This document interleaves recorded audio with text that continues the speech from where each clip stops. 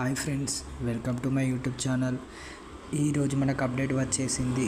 పాఠశాలలు జూనియర్ కళాశాల రాష్ట్ర వ్యాప్తంగా బంద్. మనకి పాఠశాలలు అంటే రేపు జూలై 23న పాఠశాలలు జూనియర్ కళాశాల రాష్ట్ర వ్యాప్తంగా బంద్. అంటే స్కూల్స్, జూనియర్ కళాశాల అంటే జూనియర్ కాలేజెస్ బంద్. డిమాండ్స్: విద్యారంగ సమస్యలను పరిష్కరించాలని పెండింగ్లో ఉన్న స్కాలర్షిప్స్. మనకి ఇప్పుడు ఫస్ట్ ఇయర్లో, ఇంటర్లో ఫస్ట్ ఇయర్, సెకండ్ ఇయర్లో స్కాలర్షిప్స్ వస్తాయి కదా, అవి బంద్కి అలాగే విడుదల చేయాలి. అంటే స్కాలర్షిప్ విడుదల చేయాలి. మనకు వచ్చేటి నూతన జాతీయ విద్యా విధానాన్ని రద్దు చేయాలంటే నూతన జాతీయ విద్యా విధానాన్ని రద్దు చేయాలి. గురుకులాలలో స్వంత భవనాలు నిర్మించాలంటే గురుకుల ఉంటాయి కదా, కొన్ని స్కూల్స్ ఉంటాయి, అవి ఉంటాయి, ఆ కాలేజెస్ అట్లా ఉంటాయి, వాటిని మనం కొత్తగా న్యూ బిల్డింగ్స్ లాగా తయారు చేయాలి. మెస్ కాస్మోటిక్ ఛార్జీలను పెంచాలి. అంటే మెస్సులని పెంచాలి. విద్యార్థులకు ఉచిత బస్ పాసులు ఇవ్వాలి. అంటే విద్యార్థులు ఇప్పుడు కొంతమంది దూర ప్రదేశం నుండి వస్తారు, వాళ్ళకి బస్ పాసులు అవసరం ఉంటుంది. కొన్ని కరీంనగర్ నుండి